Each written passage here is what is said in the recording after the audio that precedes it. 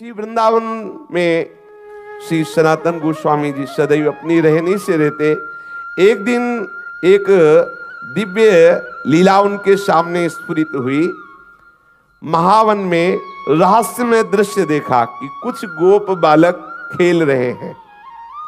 एक नवतमाल श्याम बालक श्री सनातन जी की ओर देखकर मुस्कुरा रहा है और मंद मंद मुस्कुराते हुए प्रेम भरी तिरछी चितवन से कटाक्ष कर रहा है।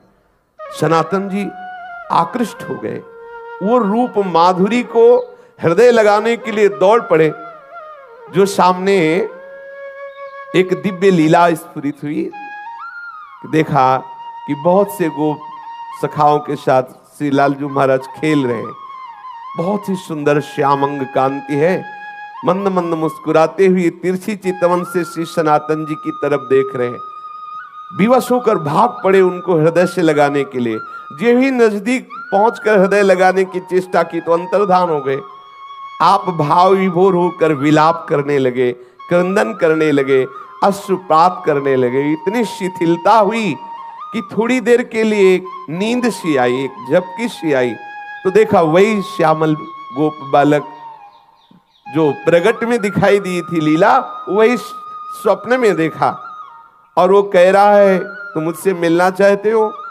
मैं मथुरा में श्री परशुराम जी चतुर्वेदी के घर में रह रहा हूं। अब तुम मुझको अपने साथ ले लो। वहां जाओ और वहां से मुझको अपने साथ ले लो। तत्काल ही सनातन जी की वो निद्रा टूटी। आप प्रातः काल होते ही मधुकरी के निमित्त श्री परशुराम जी चौबे के आवास स्थान पर पहुंचे। वहां आपको उस बालक का श्री ठाकुर श्री मदन मोहन के रूप में दर्शन हुआ। जब उस घर में पहुंचे तो सुंदर सिंहासन पे श्री मदन मोहन ठाकुर जी विराजमान थे। जे ही दृष्टि की तो वही बालक जो महावन में गोप सखाओं के साथ खेलते देखा, जो स्वप्न में आदेश देते देखा, वही देखा कि ठाकुर मदन मोहन जी के रूप में वो विराजमान है। ओहो, ये तो ठाकुर मदन मोहन जी हमारे साथ ऐसी लीला कर रहे थे। आप एकटक दर्शन करते हुए आसक्त चित्त हुए।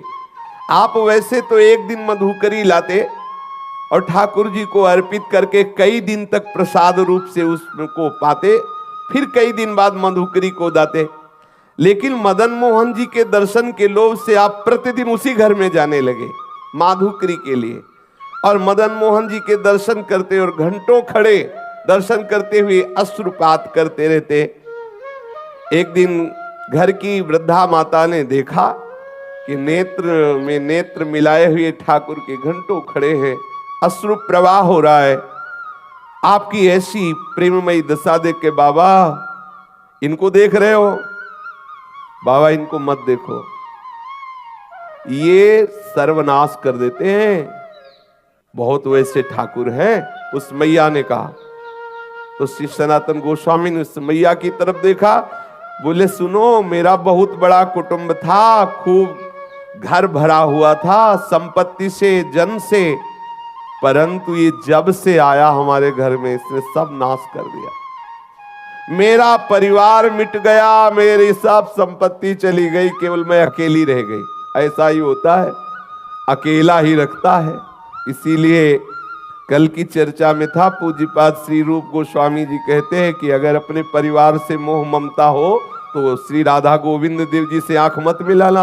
यदि आंख मिला लिया तो किसी काम के नहीं रहोगे। ठीक ऐसे ही श्री मदन मोहन ठाकुर जी की लीला है। उस मैया ने कहा कि सब कुछ नष्ट हो गया जब से आया है, केवल मैं अकेली रह गई हूं। सनातन जी ने वही अश्रु प्रवाह, अनुराग से भीने हुए नेत्र, कहा माता जी तुम इसका परिचय मत दो, मैं जानता हूं मेरी भी यही दशा हो गई है। जब से इसने नजर की तब से सब नाश हो गया। और क्या, राजमंत्री थे, नजर हुई, कहां पहुंचा दिया। एक गुदड़ी करवा और भाव में मगल। ये विनोद है महापुरुषों का। समस्त मलिनता माया की जो हमें घेरे हुए है, जब ठाकुर का कृपा कटाक्ष होता है तो उससे बिलक करके अपनी लीला में प्रवेश दे देते हैं, जो चिदानंदमयी है, जो एक रस लीला है। ये परिवर्तनशील जगत की मोह ममता का नाश एकमात्र इनकी कृपा की ओर से होता है। जब से इनसे प्रीति की तब से मेरा सर्वनाश हो गया, श्री सनातन जी ने कहा। इसलिए नाश का अब तो कोई भय रहा नहीं, कोई बचा ही नहीं तो क्या भय है।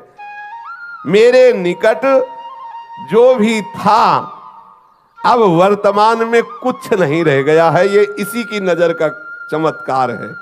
वृद्धा ने कहा तो भी तुम इसकी तरफ देख रहे हो, देखो तुम्हें पसंद आ गया क्या? बोले तो पहले से ही हम राजी हैं, इसके नेत्रों में पहले ही बिक चुके हैं। मैं तो वृद्ध हो चली हूं और मैं सोच भी रही थी कि अब इसकी सेवा कौन करेगा मेरे बाद, क्योंकि परिवार में तो कोई बचा नहीं। देखो इससे कोई ये मत समझ लेना कि ठाकुर से प्रेम करोगे तो तुम्हारा परिवार नष्ट हो जाएगा, ऐसा नहीं। इसका आंतरिक रहस्य है। जब से मदन मोहन जी पधारे तो एक एक करके अपने धाम भेज दिया, अपनी नित्य लीला में सम्मिलित, जो बड़े बड़े योगियों के लिए दुर्लभ है। ठाकुर मदन मोहन पधारे उस चौबे जी के घर तो सबको अपनी दिव्य लीला में प्रवेश दे दिया। लौकिक धन हटा करके चिदानंद वस्तु प्रदान की। हमारी पार्थिव बुद्धि कहीं ऐसा न सोच बैठे कि ठाकुर से जुड़ने का मतलब है संकट विपत्तियां, ऐसा नहीं। जो प्रभु के चरणों में अपने चित्त को लगा देता है तो बिना अन्य साधन के भी प्रभु उसको स्वीकार कर लेते हैं और अपने दिव्य धाम, दिव्य स्वरूप, दिव्य लीलाओं में प्रवेश दे देते हैं। यहां से हटा देते हैं ये जो माइक लीला है, जन्म मृत्यु दुखद भयावह, इससे हटाकर जहां कोई भय नहीं, महासुख है, वहां पहुंचा देते हैं। वृद्धा ने कहा बाबा मैं तो वृद्ध हो चली हूं, था मेरी यही अभिलाषा है, इनको कोई न कोई ले जाएगा ही, मेरे से पूजा सेवा बनेगी नहीं, और मैं भी ऊब गई हूं, इससे हमें कोई लाभ प्राप्त हुआ नहीं। क्योंकि वो बाह्य दृष्टि से विनोद में बोल रही कि अब अगर इन लाभ प्राप्त होता तो कम से कम नाती पनाती ही होते, इसकी सेवा कोई नहीं बचा, मैं ही अकेले बची हूं। और ये ऐसा ही करते हैं। श्री राधा बाबा कहते इनका जलनुआ स्वभाव है, ये दूसरिया नहीं रहने देते। ये प्रेम गलित साकरीता में दो न समाये। अगर तुम पूछो कि तुम्हें लाभ क्या प्राप्त हुआ तो यही प्राप्त हुआ कि सपरिवार कुटुंब सब खत्म हो गया है।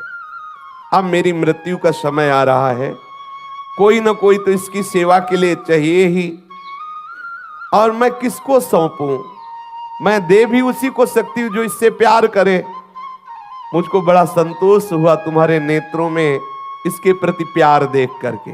आप देखो इसी से पहचानो कितना प्यार करती ठाकुर को।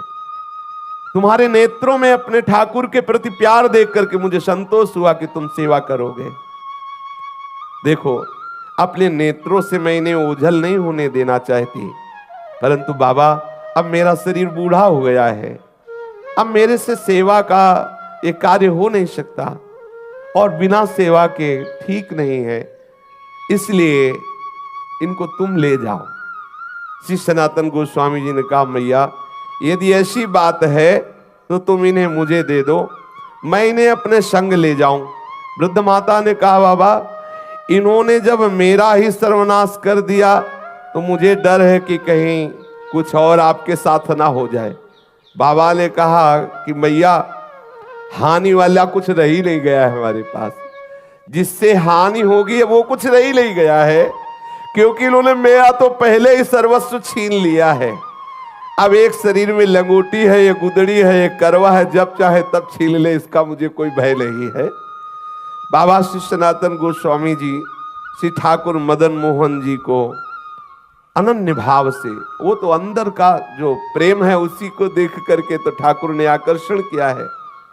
वृद्धा माता जी अश्रु प्रवाहित होकर के ठाकुर जी को हृदय से बार बार लगा करके श्री सनातन गोस्वामी जी को दी। सनातन गोस्वामी अत्यंत प्रसन्न होकर मानो महानिधि है भी महानिधि, अब जिनको ऐसे ठाकुर लाड़िले प्राप्त हुए हो सोचो उनको कितना सुख।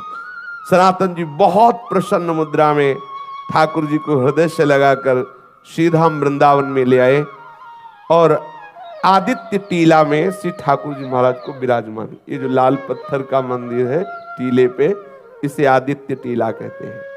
उनकी पर्णकुटी वहीं थी, वहीं ठाकुर जी को विराजमान किया। सनातन जी की दिनचर्या में उदर पोषण के लिए माधुकरी वृत्ति ही थी। एक दिन ले आते, कई दिन प्रयोग करते, परंतु अब कुटिया में ठाकुर जी पधारे। अब श्री सनातन जी श्री ठाकुर जी के भोग के लिए आटा मांग के लाते और उपला बिन लेते और उसी आटे का गोला बनाकर उपला में पका लेते और ठाकुर जी को अर्पित करते और वही प्रसाद पाते। वैसे तो कई कई दिन तक मां धुकरी का भोग लगा के पाते, लेकिन जब से ठाकुर मदन मोहन आए तो रोज आटा लाते और उसी का बाटी बनाकर ठाकुर को अर्पित करते। ठाकुर जी को जब भोग अर्पित करते तो ठाकुर जी मुंह बनाते, क्योंकि चौबे जी के यहाँ मलाई रबड़ी पाले वाले प्रसिद्ध है, मथुरा के चौबे, वहाँ तो खूब सुंदर राजभोग चलता रहता है। आज भी है, शाम के भांग छानेंगे फिर उनका प्रसाद देखो शाम वाला। हाँ, उनके लीवर की अलग से रचना है, वो मतलब सबके पचले की बात ले, वो अलग होता है, भगवान बना के भेजते हैं वैसा। हमने तो सुना है, देखा तो है नहीं कि 2-2.5 किलो रबड़ी कोई ज्यादा नहीं है, ऐसा सुना है कि ऐसा हाँ ऐसा सुना है कि वो जब भांग छली होती ना 2-2.5 किलो ऐसा हमने सुना।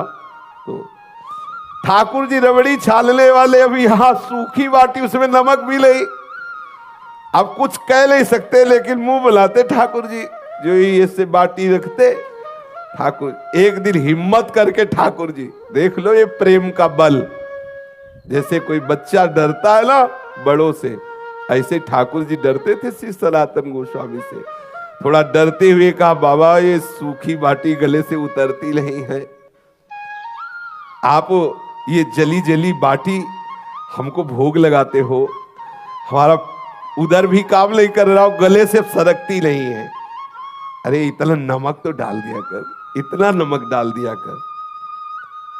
श्री मदन मोहन जी के मुख से सुनकर के सनातन जी मुस्कुराए और बोले, देखो हमें महाप्रभु ने आदेश किया है कि वृंदावन वैराग्य से रहना। अब मैं समझ गया कि आप मुझे फिर फंसाना चाहते हो, चटोरा स्वभाव है आपका, वैसे ही बाल्यपन से चटोरा स्वभाव। कभी यशोदा मैया के द्वारा दिए हुए माखन से तृप्त नहीं होते थे, जब तक 10-20 घरों से गोपियों के यहाँ जाकर के बाल लीला करके 10-20 घरों से नहीं पाते। तो हमें पहले से पता है आपकी चटोरा स्वभाव है, और वैसे भी चौबे जी के यहाँ भोग लगता रहा, लेकिन ये बात समझ लो कि यहाँ ये व्यवस्था नहीं हो पाएगी। आज आप कह रहे हो कि थोड़ा सा नमक मांग के लाना, फिर कहोगे बाबा नमक तो हो गया, अगर थोड़ा घी में डुबो के तो गला सीज जाएगा, फिर कहोगे बाबा थोड़ा मीठा बूरा मिला दो, तो हम इसी चक्कर में कहां तक व्यवस्था करेंगे। कभी तुम घी कहोगे, कभी बूरा कहोगे, तो इसलिए महाराज मैं तो महाप्रभु की आज्ञा के अनुसार ही रहूंगा वैराग्य से। और आप ये जो मांगे रख रहे हो, ये मांग आप अपना चाहो तो पूर्ण कर लो, हमारी तरफ से व्यवस्था होने वाली नहीं है, मैं वैराग्य पूर्ण ही रहूंगा। श्री सनातन गोस्वामी जी से ऐसा ठाकुर जी ने उत्तर सुना, तो उन्होंने कहा तुम फिर मुझे ये आदेश देते हो कि मैं अपनी व्यवस्था कर लूं। ठाकुर जी ने हाँ बोले, आप व्यवस्था अपनी कर लो, हमें कोई परेशानी नहीं है। ठाकुर जी प्रसन्न हो गए, ठीक है आप वैराग्य से रहो, हम व्यवस्था कर लेते हैं। श्री सनातन गोस्वामी जी ने श्री ठाकुर मदन मोहन जी को कह दिया कि आप अपनी व्यवस्था कर लीजिए।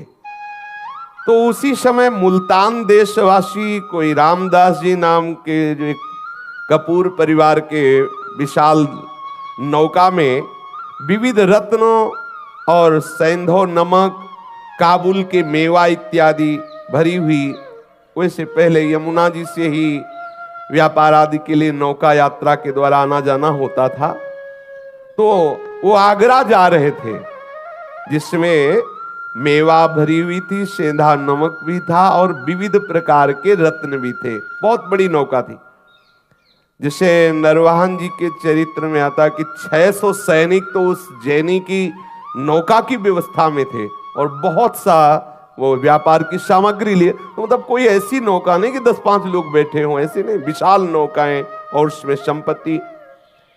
जब ठाकुर जी से कहा आप अपनी व्यवस्था कर लो, तो यहीं नीचे ही यमुना जी बहती थी जहां से आज परिक्रमा मार्ग है।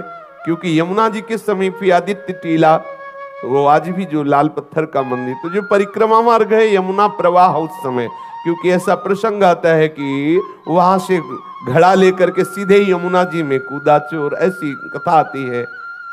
तो मतलब समीप ही यमुना जी थी, वहां ही आके नौका रुक गई। अब वो बहुत प्रयास किया, नौका वहां से चली ही नहीं। अब अनेक प्रयास करने पर जब हार गया, चलने की बात क्या, नौका हिली डुली भी नहीं, क्योंकि ठाकुर जी जजमान पटाना चाहते हैं।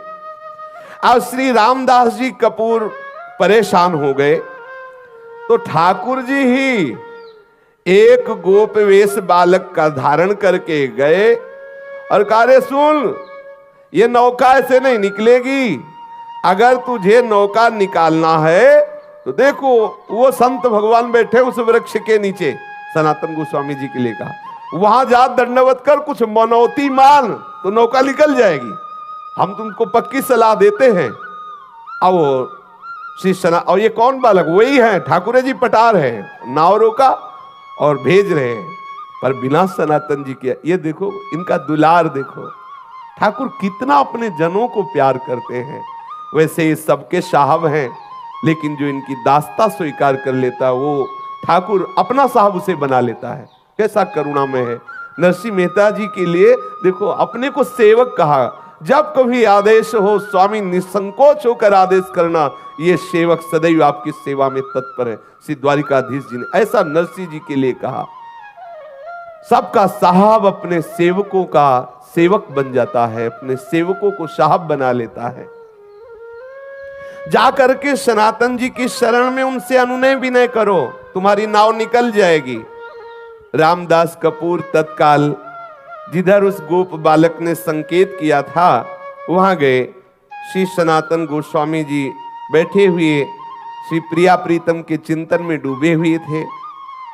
उसने आकर साष्टांग प्रणाम किया, वस्त्रपात करते हुए कहने लगा, मेरी रक्षा करो, मैं एक व्यापारी हूं, मेरी नाव फंस गई, मैंने हर उपाय करके देखा, ब्रजवासियों को बुलाकर निकालने की चेष्टा की, नहीं निकली, आप कृपा कर दो, मैं आपके पास आया हूं किसी ब्रजवासी के कहने पर। ध्यान किया सनातन गोस्वामी जी ने कि कौन ब्रजवासी ने भेजा, पता चला ठाकुर मदन मोहन ने। बोले समझ गए, अच्छा जजमान पटा लिया है।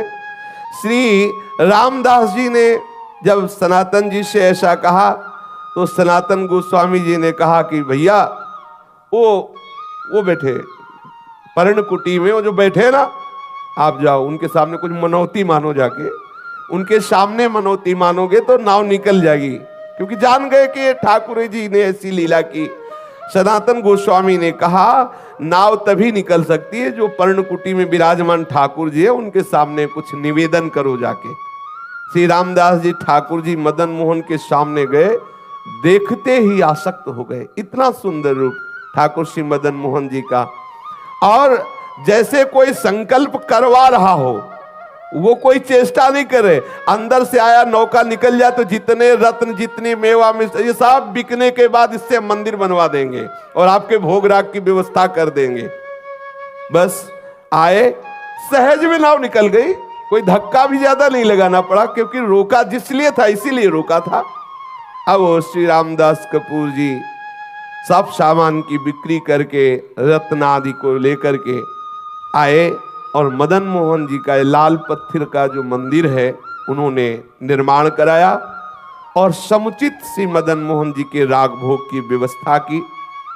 स्वयं ठाकुर जी ने अपने मंदिर को बनवा लिया और अपनी भोग व्यवस्था कर ली।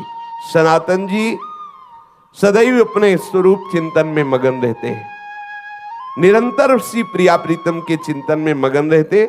एक श्री कृष्ण दास जी ब्रह्मचारी नाम के इनके शरणागत हुए, जिनको उन्होंने मदन मोहन जी की सेवा पूजा कार्य में रखा, और आप तो सदैव लीला चिंतन में डूबे रहते। आज श्री मदन मोहन ठाकुर जी करौली राजस्थान में विराजमान है। श्री सनातन गोस्वामी जी का नित्य प्रति का नियम था, वृंदावन से पैदल जाना, श्री गोवर्धन जी की परिक्रमा करके पैदल आना, कितना कठिन। अपने गिरिराज जी की परिक्रमा होने के बाद तो 10 कदम भी पैदल चलने की सामर्थ्य नहीं रह जाती। देखो कैसे महापुरुष यहां से पैदल जाते, गिरिराज जी की परिक्रमा दे करके पैदल आते। श्री ठाकुर जी ने जब देखा कि इनका शरीर बहुत वृद्ध हो गया है, फिर भी इनका नियम दृढ़ है, तो कहा कि अब आप मत आया करो, आपका शरीर वृद्ध हो गया है। तो उनका रहा नहीं जाता, ये प्रीति है, रहा नहीं जाता बिना परिक्रमा के, बिना आपके दर्शन के। तो श्री ठाकुर जी महाराज स्वयं प्रकट होकर के एक शिला प्रदान की, जिस शिला पर श्री ठाकुर जी का चरण चिन्ह अंकित है, और कहा बाबा तुम इस शिला की परिक्रमा कर लिया करो, इसकी परिक्रमा से तुम्हें संपूर्ण गिरिराज गोवर्धन की परिक्रमा का नियम पूर्ण हो जाएगा, वैसे ही आपको आनंद प्राप्त होगा। वो पावन शिला वर्तमान में श्री वृंदावन में श्री राधा दामोदर जी के मंदिर में विद्यमान है। सब लोग प्राय दर्शन करते हैं। प्रतिदिन आदित्य टीला से श्री सनातन गोस्वामी श्री गोपेश्वर महादेव जी के भी दर्शन करने जाते थे। तो महादेव जी ने देखा कि जब बहुत एकदम वृद्ध हो गए हैं, तब उनसे कहा कि तुम यहाँ रोज गोपेश्वर मत आया करो। बोले आपके दर्शन का नियम है, तो मैं मध्य में ही प्रकट हो जाता हूं। तो जो बनखंडी महादेव जी हैं, उस रूप में श्री गोपेश्वर महादेव जी प्रकट हो गए, और पूज्य श्री सनातन गोस्वामी जी उनके रोज दर्शन करते, बड़े ही अकिंचन। गौड़ देश में वर्धमान जिला के एक गरीब ब्राह्मण अपनी गरीबी से बहुत दुखित होकर धन प्राप्ति के लिए आशुतोष भूत भावन भगवान शंकर की आराधना की। भगवान शंकर जी प्रसन्न हुए और स्वप्न में आदेश किया कि जाओ श्री वृंदावन धाम में श्री सनातन गोस्वामी जी नाम के एक महापुरुष निवास करते हैं, उनके पास पारसमणि है, और श्री सनातन जी तुम्हें वो पारसमणि दे देंगे। ब्राह्मण देव को ऐसा भगवान महादेव जी ने आशीर्वाद दिया, जाओ। ब्राह्मण देव बड़े आनंद में मगन होकर श्री वृंदावन धाम आए, और यहां पता लगाया संतों से, पता चला श्री गोस्वामी श्री सनातन जी का। वो वहां गए, श्री गोस्वामी जी को देखा, श्री सनातन जी को, एक गुदड़ी, एक करवा और शरीर पे कौपीन। उनके मन में निराशा हुई कि जो खुद ऐसी गरीबी से रह रहे हैं, वो हमें पारसमणि क्या देंगे। भगवान शंकर के वचन तो झूठे नहीं हो सकते, और उन्होंने इन्हीं के लिए कहा है कि इनके पास जाओ तो तुम्हें धन बनाने वाली पारसमणि मिल जाएगी। अगर इनके पास पारसमणि होती तो ये ऐसे कैसे फटी पुरानी गुदड़ी, रज का करवा, एक लंगोटी लगी हुई। प्रणाम किया, बाबा मैं आपके पास आया हूं। सनातन जी ने कहा किस हेतु से आए हो। तो उन्होंने कहा कि मुझे भगवान शंकर ने भेजा है कि आपके पास पारसमणि है और आप मुझे प्रदान करें। सनातन जी ने कहा हाँ, मैंने कभी उसे छुआ तो है नहीं, पास तो है नहीं। यमुना स्नान करने जा रहा था तो एक दिन पैर से टकरा गई थी, तो वहीं उसे रेती से ढक दिया और पुनः यमुना स्नान किया, जिससे किसी दिन स्नान करके वापस आते समय दोबारा हमारे स्पर्श न हो जाए, नहीं तो मुझे पुनः स्नान करना पड़ेगा। श्री ठाकुर जी की सेवा पूजा में विलंब हो जाएगा। ब्राह्मण देव को लगा इतनी अशुद्ध होती पारसमणि कि स्नान करना पड़ता है। ब्राह्मण देवता ने कहा अच्छा आप मुझे बता दे चल के कि वो पारसमणि का है, दूर से बता दीजिए। ब्राह्मण देव को श्री सनातन गोस्वामी ले गए और बोले इसी जगह कहीं थी, आप बालू हटाइए। तो जे भी वहां बालू हटाई, थोड़ी देर में ही तो देखा चमकती हुई पारसमणि। ब्राह्मण को लगा मैं परीक्षा करके देखूं कि कोई चमकदार पत्थर है या पारसमणि है। तो एक लोहे की कील में स्पर्श किया, तत्काल वो स्वर्ण की हो गई। बड़ा मन प्रसन्न हुआ कि भगवान शंकर का वरदान साक्षात्कार हुआ। परंतु द्वितीय उसके विचार तत्काल आया, एक मन में तो प्रसन्नता हुई, तत्काल द्वितीय विचार आया कि ये कैसे संत हैं, इतनी कीमती वस्तु को इतनी दूर किए हुए जिसके लिए मैं आनंदित हुआ, उसके लिए इनके हृदय में ऐसी उपेक्षा। सनातन जी इस अमूल्य पारसमणि का त्याग क्यों किए हुए थे? और इतना त्याग कि शरीर से स्पर्श हो जाए तो यमुना स्नान करना पड़ेगा। मुझे लगता है कि इनको पता नहीं कि ये पारसमणि क्या होती है। ना अगर ये ऐसा जानते होते तो इसको ऐसे क्यों रेत में फेंके होते? और इसमें क्या दोष है जो इन्होंने स्नान करने की बात सोची? ब्राह्मण देव अपने मन की असमंजसता में विचार किया कि इन्हीं से पूछे, तो पुनः लौट करके श्री सनातन जी को प्रणाम किया और कहा, महाराज मेरे हृदय में एक प्रश्न है कि इतनी कीमती मणि आप अपने समीप क्यों नहीं रखा, और इसके स्पर्श करने पर स्नान करना, क्या पवित्रता इसमें है? ब्राह्मण को इस तरह बोलते हुए देख करके श्री सनातन गोस्वामी ने कहा कि बहुत दुर्गुण है इस पारसमणि में, न जाने कितनी मलिनताएं छुपी हुई हैं। क्योंकि जब धन बढ़ेगा, अहंकार बढ़ेगा, दोष बढ़ेंगे, भगवत चिंतन छूटेगा, बहुत प्रकार के दोष हैं। इसलिए इसका कहीं रजोगुण प्रभाव कहीं किसी भी तरह से हमारे भजन में विक्षेप न डाले, इसलिए इसको दूर रखते हैं। और ये हमारे लिए मणि पत्थर से बढ़कर कुछ नहीं है, क्योंकि हमारे पास जो मणि है उस मणि के सामने है ही क्या। तो तत्काल ब्राह्मण बोला, महाराज आपके पास कौन सी मणि है? बोले, इंद्र नील मणि श्याम मनोहर। आहा, श्री लाल बिहारी श्याम सुंदर रूपी मणि हमारे पास है, ये क्या? उसने तत्काल श्री सनातन गोस्वामी के चरणों में प्रणाम किया, और महाराज फिर आप ऐसी अपवित्र मणि हमें क्यों देंगे? अब आप कृपा करो, वही मणि दो जो आपके पास है। तब उन्होंने कहा कि इसे फेंको यमुना जी में और यमुना स्नान करके आओ। तुम अधिकारी हो, क्योंकि भगवान आशुतोष शिव की कृपा तुम्हारे ऊपर हुई। तुम्हें पारसमणि लेने के लिए नहीं भेजा, वो हमारे पास भेजा इसी इंद्रनील मणि श्याम मनोहर के लिए ही है। पर तुम्हें विश्वास हो जाए और तुम्हारी समझ में आ जाए कि पारसमणि को भी त्यागने की सामर्थ्य श्री श्याम सुंदर के चरण अनुरागियों में होती, इसलिए लीला कराई। जाओ स्नान करके आओ, इसे यमुना में फेंक दो। पारसमणि को फेंक दिया, स्नान करके आए। श्री पूज्य सनातन गोस्वामी जी ने उन्हें दीक्षा दी, उन्हें भगवत संबंध से युक्त किया, और निरंतर वो वृंदावन धाम वास करके भगवत चिंतन करते हुए वो भगवत धाम को प्राप्त हुआ। विक्रम संवत 1615 सप्त गोस्वामी ग्रंथ के आधार पर विक्रम संवत 1611 आषाढ़